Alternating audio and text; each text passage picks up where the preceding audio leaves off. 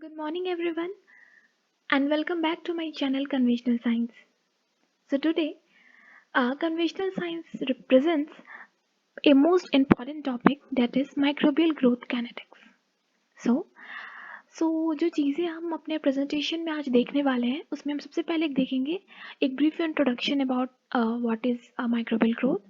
Then we will see the requirements of growth. Then the phases of growth occur in during the life period of microorganisms. Then we will see what growth curve is. फिर थोड़ा सा mathematics देखेंगे कि किसी भी particular time पे हम कैसे किसी भी माइक्रोबियल पॉपुलेशन नंबर को कैलकुलेट कर सकते हैं. फिर हम कुछ मेजरमेंट के टेक्निक्स को डिस्कस करेंगे.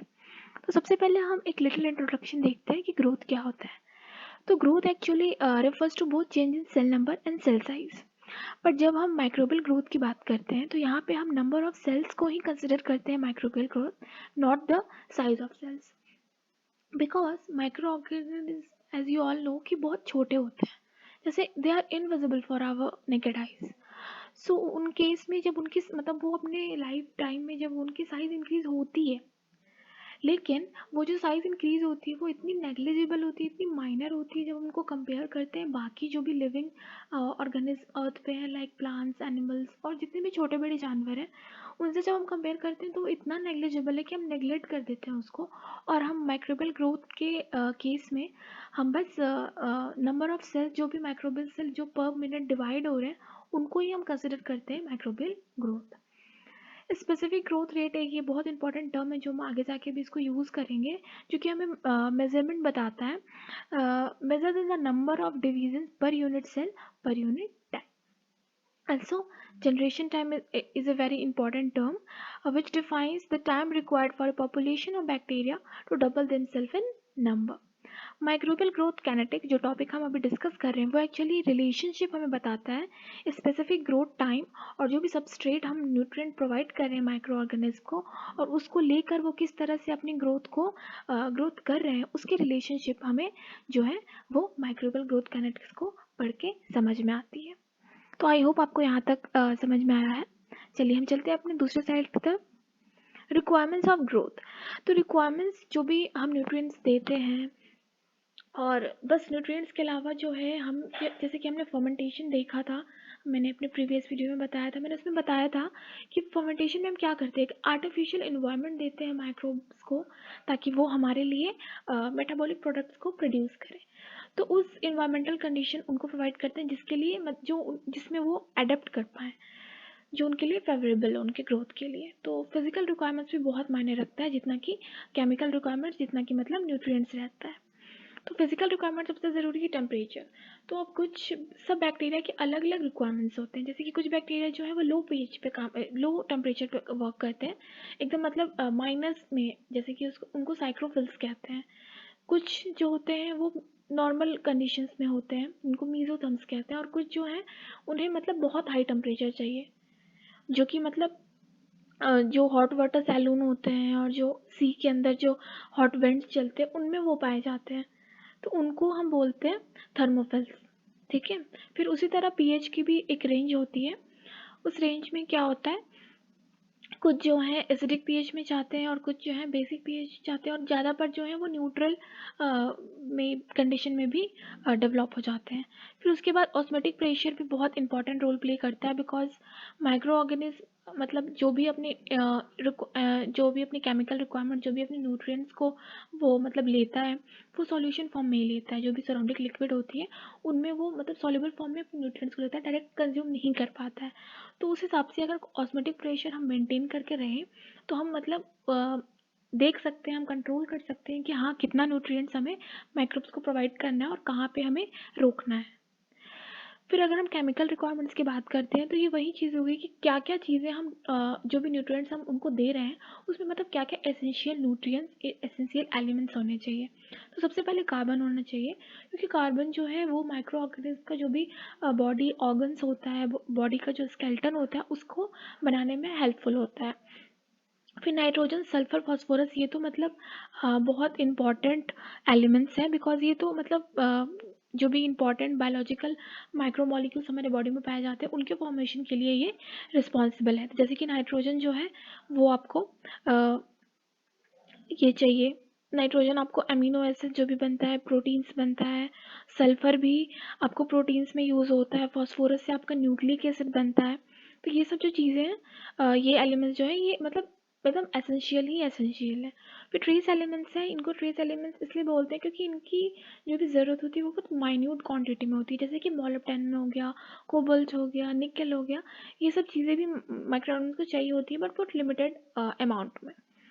फिर ऑक्सीजन, इसकी बहुत ज़्यादा महत्व है इसका, ऑक्सीजन का, बिकॉज जो कुछ माइक्रो ऑर्गेनिज्म है वो बस एरोबिक कंडीशन मतलब बस ऑक्सीजन के प्रेजेंस में ही ग्रोथ कर सकते हैं, बट कुछ है जो कि बिल्कुल अपोजिट है, जो कि एनारोबिक कंडीशन में कर सकते हैं, और कुछ है जो कि फैकल्टेटिव है, जिनको फ़र्क नहीं पड़ता कि वो एनारोबिक में है या फिर एरोबिक में है, वो किसी भी में कर लेते हैं, वो एनारोबिक कंडीशन में भी ग्रोथ कर लेते हैं, लेकिन जो उनकी मतलब बेस्ट ग्रोथ जो है वो उन्हें वो उनकी एरोबिक कंडीशन में ही होती है।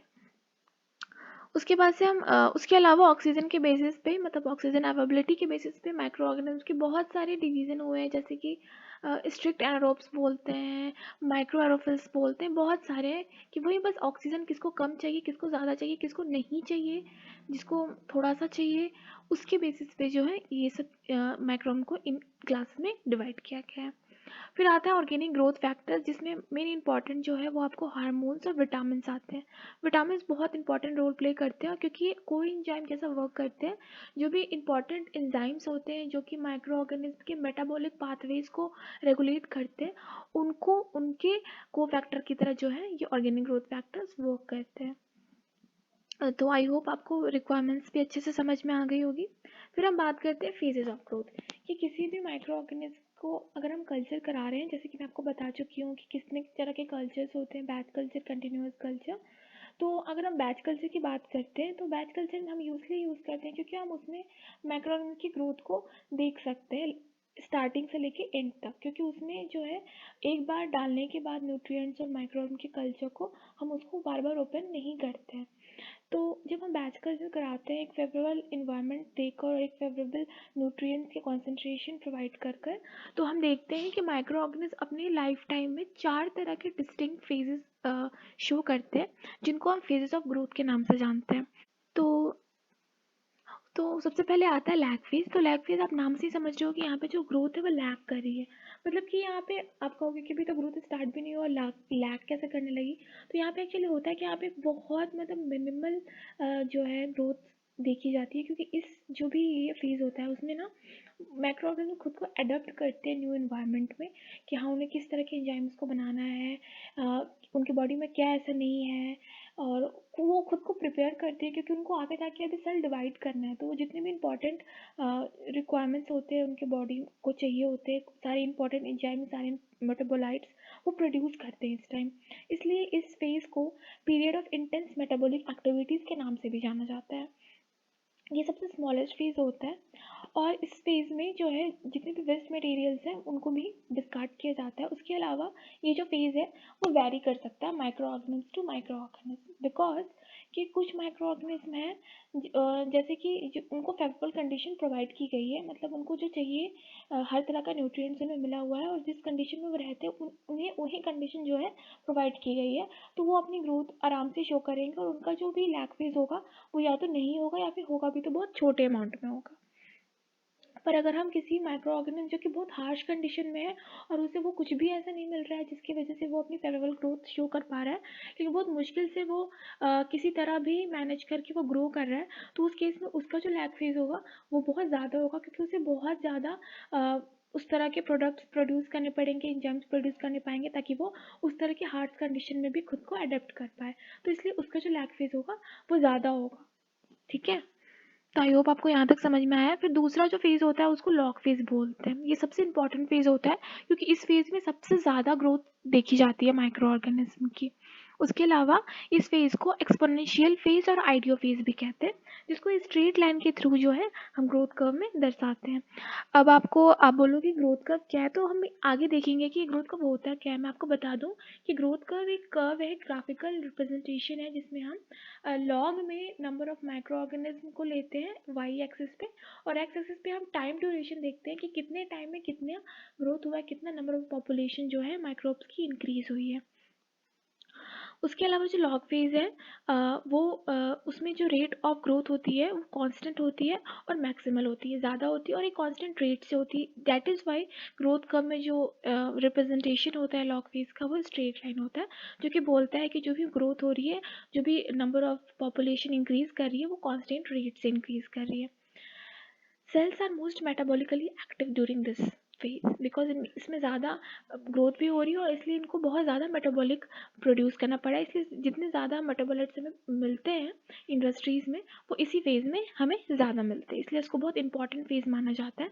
और ऑल्सो इस फेज़ में सबसे ज़्यादा मेटाबॉलिक एक्टिविटीज़ होती हैं, इसलिए इसको हम प्रेफर करते हैं। बायोकेमिकल या फिजियोलॉजिकल स्टडीज़ करनी रहती है अगर हमें माइक्रोब्स की, तो इसी फेज़ के दौरान हम माइक्रोब्स को निकालते हैं और तब उनकी स्टडी को करते हैं। इसमें हम बैलेंस ग्रोथ देखते हैं। बैलेंस ग्रोथ का मतलब कि जितने भी प्रोडक्ट्स जो हैं, जितने भी मेटाबोलाइट जो प्रोड्यूस हो रहे हैं, वो एक दूसरे के जो भी इनका प्रोडक्शन का जो रेट है वो कांस्टेंट है relative to each other.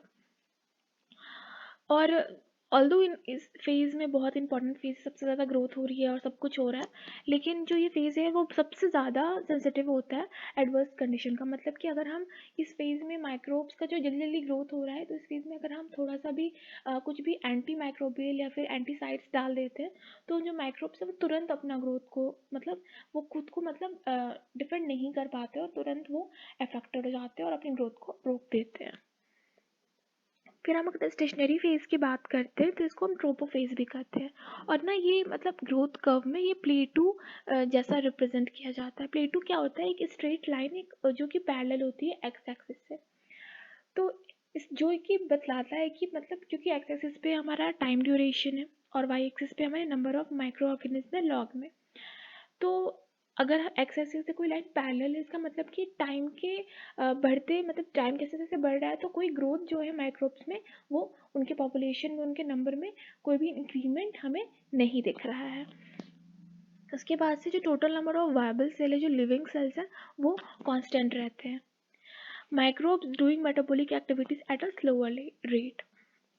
Micro organism जो है अपनी मेटाबॉलिक एक्टिविटीज जो है वो इस फेज में, ऐसा नहीं है क्योंकि ग्रोथ नहीं हो रहा है तो अपनी मेटाबॉलिक एक्टिविटी भी नहीं करते, वो करते हैं लेकिन बहुत स्लोअर रेट में करते हैं। इसके रीज़न हो सकते हैं इस फेज के, क्या तो न्यूट्रिएंट की लिमिटेशन हो सकती है, या फिर हो सकता है कि ऑक्सीजन अब उतनी नहीं मिल रही है प्रॉपर वे में, या फिर हो सकता है कि माइक्रोब्स का ही पॉपुलेशन इतना ज़्यादा बढ़ गया है कि जो भी आप न्यूली फॉर्म माइक्रो ऑर्गेनिज्म हैं उनको अब ग्रोथ करने के लिए या फिर डिवाइड करने के लिए उनके पास स्पेस ही नहीं है।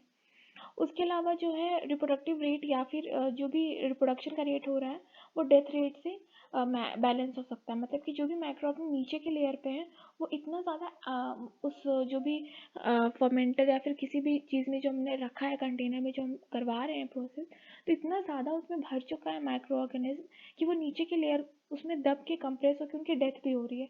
तो जो भी नंबर ऑफ माइक्रो ऑर्गेनिज्म नए फॉर्म भी हो रहे हैं तो कुछ की डेथ भी हो जा रही है। तो मे बी तो ये सब क्या है, सिर्फ हाइपोथेसिस है, बिकॉज हमें जो भी इनका इसका जो मेन रीज़न है कि वाई स्टेशनरी फेज में हमें माइक्रोऑर्गन की ग्रोथ जो है वो लिमिटेड दिखती, मतलब ना के मतलब दिखती ही नहीं है, और लेकिन मेटाबॉलिक एक्टिविटीज़ वो करते रहते हैं।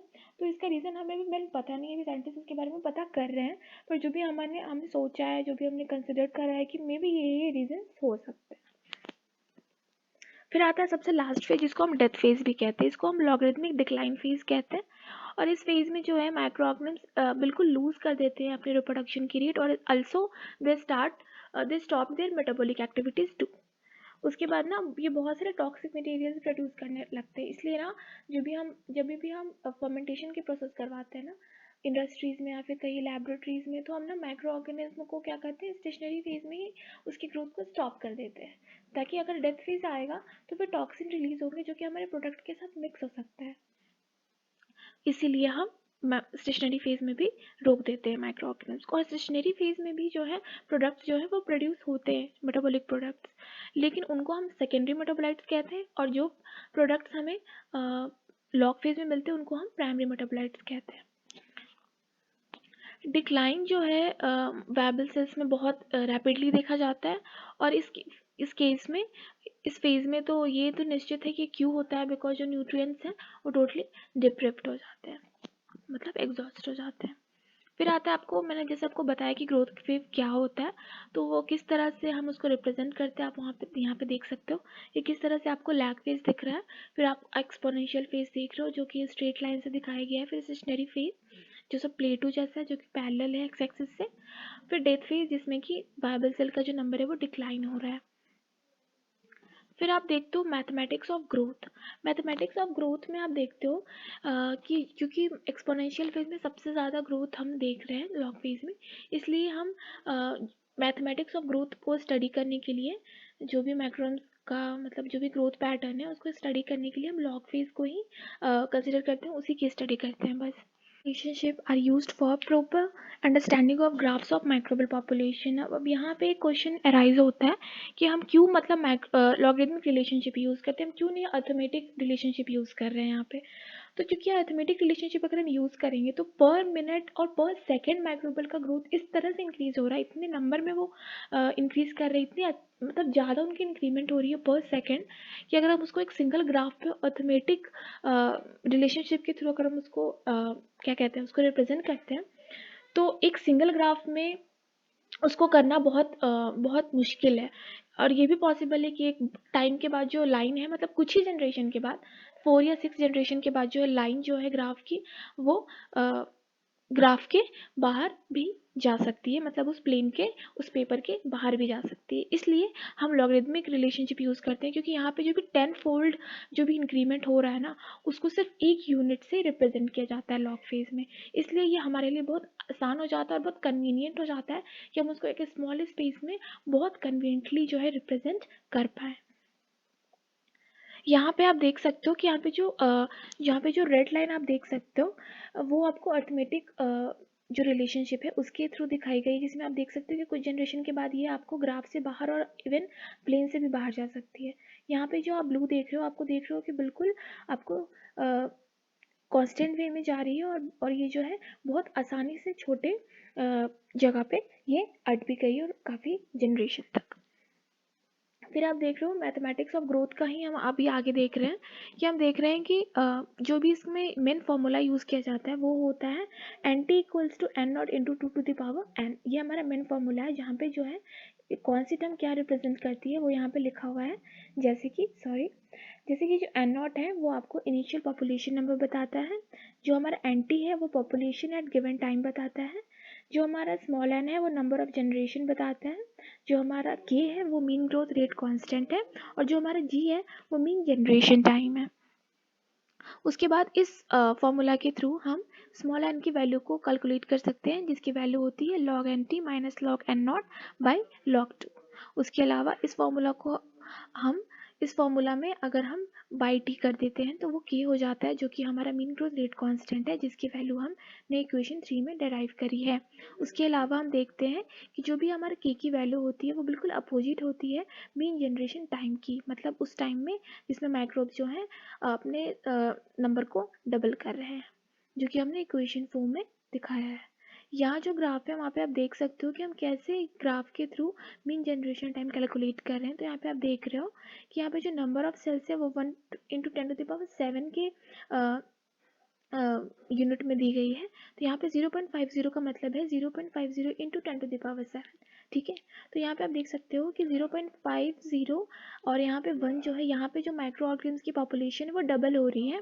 इसलिए ये वाला जो है, इसके करस्पॉन्डिंग अगर हम टाइम को स्केच करते हैं तो ये वाली जो टाइम हो गई हमारी, ये हमारी जी हो गई, मतलब ये हमारी मीन जनरेशन टाइम हो गई, क्योंकि इसी पीरियड में माइक्रोब्स का नंबर जो है वो इंक्रीज होके डबल हुआ है। फिर हम लास्ट अपना टॉपिक देखते हैं जो कि है मेजरमेंट ऑफ माइक्रोबियल ग्रोथ, कि किस किस टेक्निक से हम मेजर कर सकते हैं माइक्रोबियल को नंबर को। ठीक है, तो डायरेक्ट मेथड्स होते हैं और कुछ इनडायरेक्ट मेथड्स होते हैं। ठीक है, डायरेक्ट मेथड का हम ज़्यादा यूज़ करते हैं, जो कि लेकिन ये इसमें बहुत टाइम कंज्यूमिंग और काफ़ी टाइम लग जाता है। सबसे पहले होता है plate count method. Plate count methods में हम क्या करते हैं, इसमें सिर्फ वायबल सेल्स को ही काउंट करते हैं, जो डेड सेल्स है उनको नहीं काउंट करते हैं।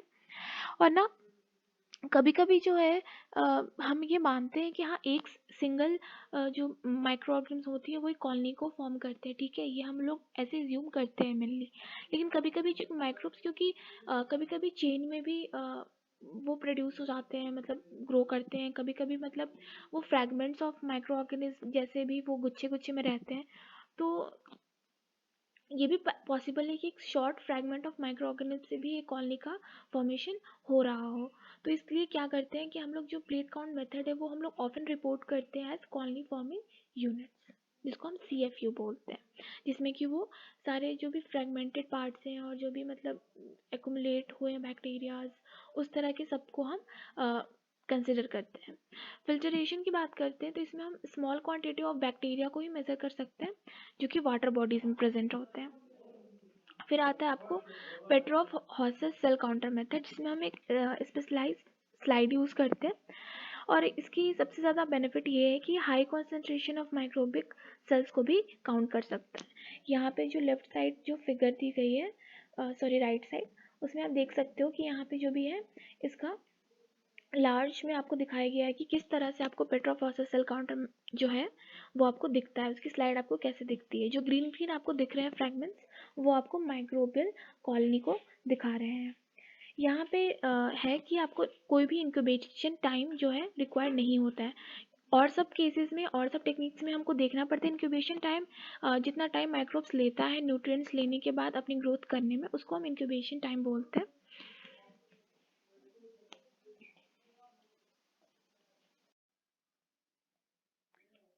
फिर लास्ट आता है आपको पेट्रोफॉसिस सेल काउंटर मेथड, जिसमें हम एक स्पेशलाइज्ड स्लाइड को यूज़ करते हैं, जिसमें हम high concentration of microbial cell को भी काउंट कर सकते हैं, है ना। यहाँ पे जो राइट साइड में जो आप फिगर देख रहे हो A B C, वो तीनों फिगर जो है वो आपको स्लाइड की दी गई है। फर्स्ट में आप देख सकते हो कि किस तरह से आपको दिखता है आप जब बाहर से देखते हो। फिर आप थोड़ा सा माइक्रोस्कोपिक व्यू आपको B में दिख रहा है, और आप किस तरह से पूरा स्लाइड है वो माइक्रोस्कोप में दिखता है। अगर हम हाई रेजोल्यूशन करते हैं तो इस तरह से आपको दिखता है, जो आपकी फिगर C में दिखाया गया है। और जो भी ग्रीन ग्रीन जो आपको पार्टिकल्स दिख रहे हैं वो एक्चुअली आपको बैक्टीरियाज हैं, माइक्रोब्स, ठीक है। इसके सबसे बड़ी एडवांटेज ये होती है कि इसमें जो इंक्यूबेशन टाइम है वो आपको रिक्वायर्ड नहीं होती है। क्योंकि इंक्यूबेशन टाइम मतलब क्या होता है कि जो भी इन्फेक्शन मतलब माइक्रोब्स ने किसी को इन्फेक्ट किया तो उसके सिम्टम्स आने में जो भी टाइम लगता है उसको हम इंक्यूबेशन टाइम बोलते हैं ना। तो इसमें माइक्रोब्स की इंक्यूबेशन टाइम को जानना रिक्वायर्ड नहीं है। उसके अलावा भी हम उसके बिना भी हम मेज़र कर सकते हैं माइक्रोबियल पॉपुलेशन के और बहुत high concentration of microbial cells को। फिर आता है आपको इनडायरेक्ट मेथड, जिसमें हम देखते हैं कि जो भी जिसमें भी कंटेनर में, जिस भी फर्मेंटर बॉक्स में जो भी माइक्रोब्स की ग्रोथ हो रही है, उस मीडियम को देख के हम पता करते हैं। जैसे कि अगर वो क्लाउडी हो गया थोड़ा सा, तो हमें पता चल जाता है कि या तो बिल्कुल क्लियर था क्लाउडी हो रहा है, इसका मतलब कि उसमें माइक्रोब्स का पॉपुलेशन या फिर मेटाबॉलिक प्रोडक्ट्स जो है वो उन्होंने स्टार्ट कर दिया प्रोड्यूस करा, उनका नंबर थोड़ा सा इंक्रीज़ हुआ है। तो हम मतलब अंदाज़ा लगा सकते हैं। इसमें जो है हम exact number of microbial cells को नहीं पता कर सकते हैं। मेटाबॉलिक एक्टिविटीज़ में क्या होता है कि there is a change in amount of certain metabolic products are the key consideration. जो भी सर्टेन मेटाबॉलिक प्रोडक्ट्स को के अमाउंट को हम बाहर से ही मेज़र करते रहते हैं कि हाँ तो इतना था, अभी इतना दिख रहा है, इसका मतलब कि कुछ माइक्रोब्स जो है और प्रोड्यूस हुए हैं और जिनकी वजह से थोड़ा सा मेटाबॉलिक प्रोडक्ट और इंक्रीज़ हुआ है, मतलब ये सब चीज़ें कंसिडर करके। फिर आता है आपको ड्राई वेट, ये ज़्यादातर फिलामेंटस माइक्रो ऑर्गेनिज्म के केस में यूज़ किया जाता है, जिसमें उनको पहले हम पूरी तरह डिहाइड्रेट कर देते हैं, उसके बाद हम उनको मेज़र करते हैं। तो ये सब जो है इनडायरेक्ट मेथड्स में है। तो थैंक यू सो मच। तो आज की जो मेरा टॉपिक है वो ख़त्म हो use. If you find my video useful, then please like, share and subscribe my channel, and after subscribing also press the bell icon so that you can get all the new videos of my channel uh, as soon as I post it. Thank you so much everyone. Stay safe, stay home.